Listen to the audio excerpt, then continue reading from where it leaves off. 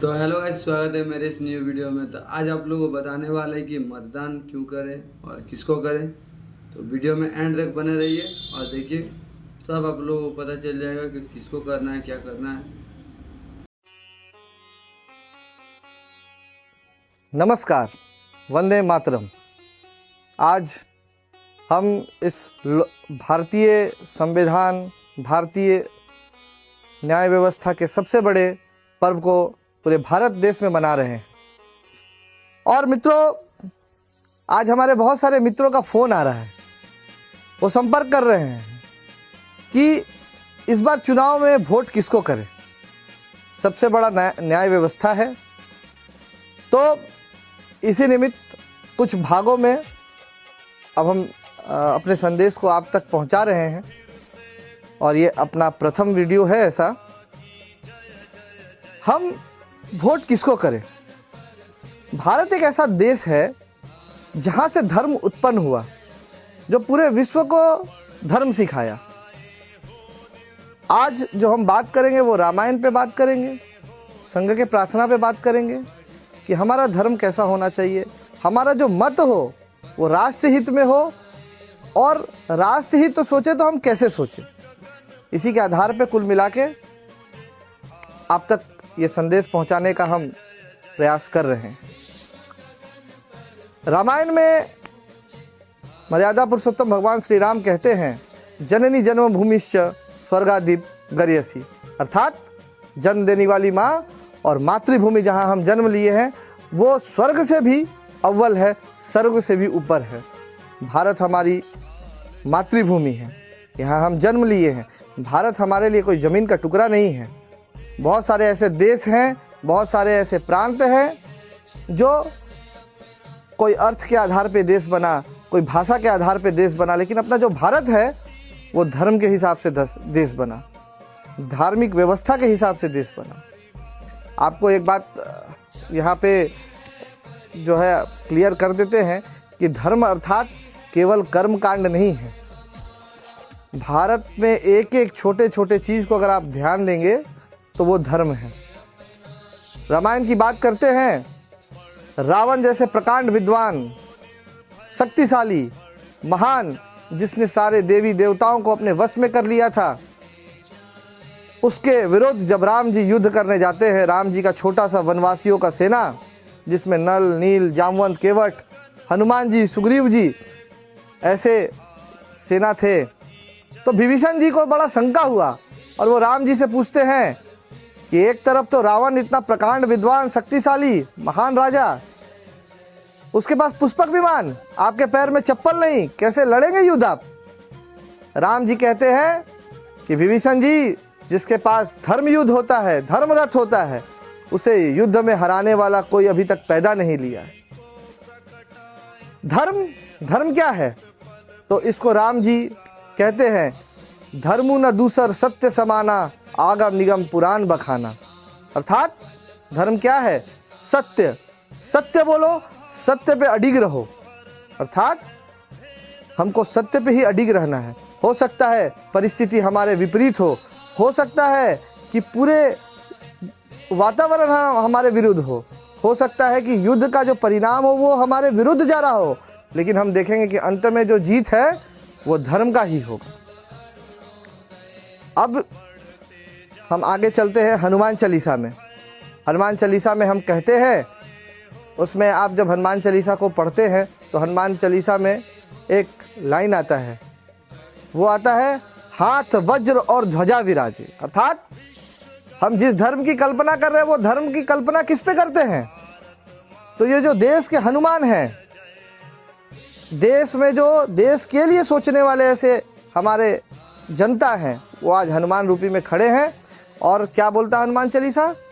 हाथ वज्र और ध्वजा विराजे। अर्थात इस देश में उसी का ध्वजा लहराएगा जिसका जो स्तंभ है, जिसका जो दंड है वो मजबूत रहेगा। जो हमारे मित्र, जो हमारे अभिभावक राष्ट्रीय स्वयंसेवक संघ की शाखा में कभी गए होंगे, जो जाते होंगे, वो ये जानते होंगे, संघ के जो शाखा लगती है सुबह सुबह, उसमें हम ध्वज को प्रतिदिन जो है ध्वज प्रार्थना करते हैं, ध्वज के सामने प्रार्थना करते हैं। परंतु जब शाखा लगना रहता है उसके पूर्व में हम क्या करते हैं, ध्वज को किसी कमरे में रखा रहता है, वहाँ से हम एक स्थान पर रखा रहता है और वहाँ से हम लेके आते हैं। ध्वज अलग रहता है, दंड अलग रहता है, ध्वज स्टैंड अलग रहता है। हम कभी भी वैसे स्थिति में ध्वज को प्रणाम नहीं करते हैं। हम ध्वज को प्रणाम कब करते हैं, जब शाखा में ध्वज स्टैंड पे और दंड पे लग जाता है तो उस स्थिति को हम प्रणाम करते हैं।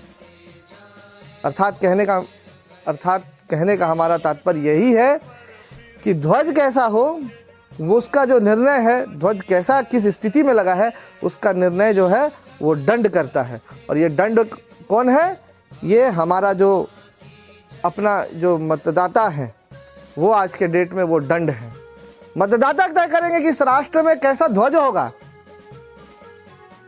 वो तय करेंगे कि हाथ में हमारा वज्र और ध्वजा है या नहीं है। आपको एक घटना छोटा सा बताते हैं वीर शिवाजी का। शिवाजी की माँ माता जीजाबाई, आप सब एक पिक्चर आया था तान्हाजी, आप लोग देखे होंगे। बड़ा संक्षिप्त में वो आपको छोटा सा एक किस्सा बताते हैं। हुआ वास्तविक में क्या था कि जीजा माता रोज सूर्य भगवान को जल देती थी और जल देते समय उनको मुगलिया ध्वज जो है वो दिखाई दे दिया। अब जीजा माता सोच में पड़ गई कि ये जो जल दे रही हूँ मैं, ये सूर्य भगवान को दे रही हूँ या ये मुगलिया ध्वज को दे रही हूँ। वो बड़ी विचलित हो गई। शिवाजी का स्वभाव था अपने राज्यसभा में जाने से पूर्व, अपने गद्दी में बैठने से पूर्व माता को प्रणाम करते थे प्रतिदिन। वो जब माता को प्रणाम करने गए तो देखी माता बड़ा व्यतीत है, कुंठित है, चिंतित है। वो पूछे, माँ आप चिंतित क्यों हैं? बोले, जा रे शिवा तू अपना काम कर, छोड़ मुझे। फिर शिवाजी बोलते हैं, माता क्या हुआ बताइए जीजा माँ, क्या हुआ? तो माँ बोलती है शिवाजी को कि मैं जब सूर्य भगवान को जल दे रही हूँ तो मुझे मुगलिया ध्वज दिखाई देता है, और ये जब तक मुगलिया ध्वज दिखेगा उस किले पे, गोंडवाना के किले पे, तब तक मैं अन्न ग्रहण नहीं करूँगी। शिवाजी भी चिंतित हो गए। इतना विशालकाय सेना मुगलों का, कैसे उस किला पे भगवा ध्वज को फहराया जाए, ये शिवाजी का चिंतन था। शिवाजी चिंतित थे, अपने राज्य महल में घूम रहे थे चिंता में। उसी समय तान्हाजी आते हैं।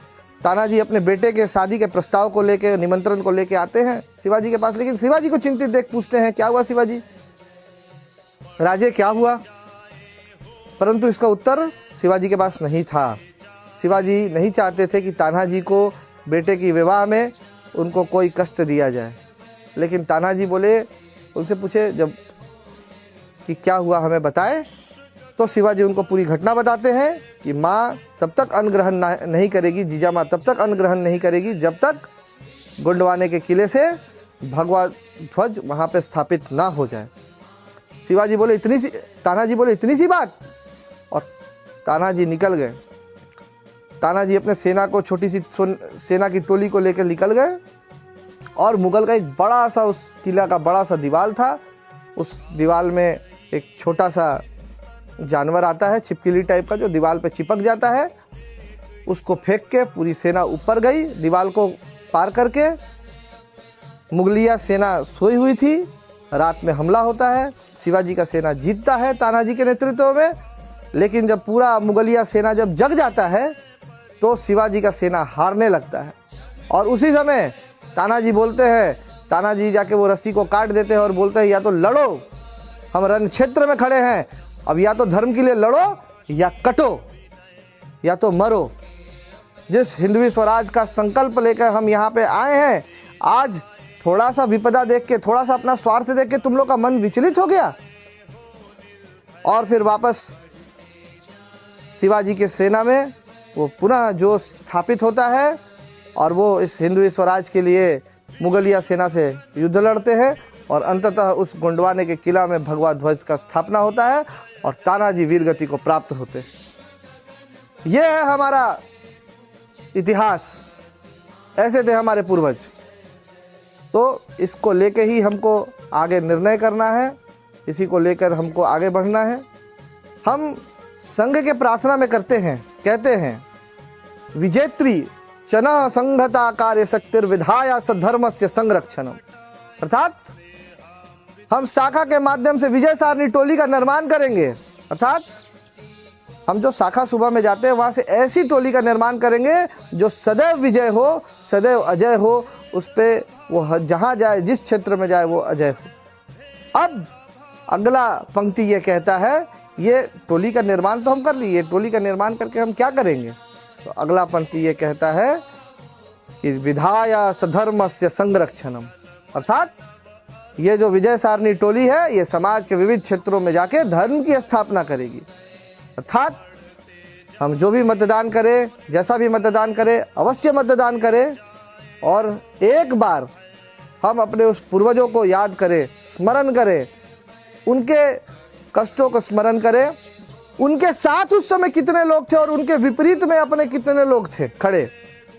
उस परिस्थिति में वो जो हमारे लिए, हमारे जैसे पीढ़ियों के लिए एक पद चिन्ह छोड़ के चले गए, उसको ध्यान में रखते हुए हम आगे बढ़े। इतना ही आपसे आग्रह है। अगले वीडियो में हम बताएंगे हमें और क्या क्या सोचना चाहिए।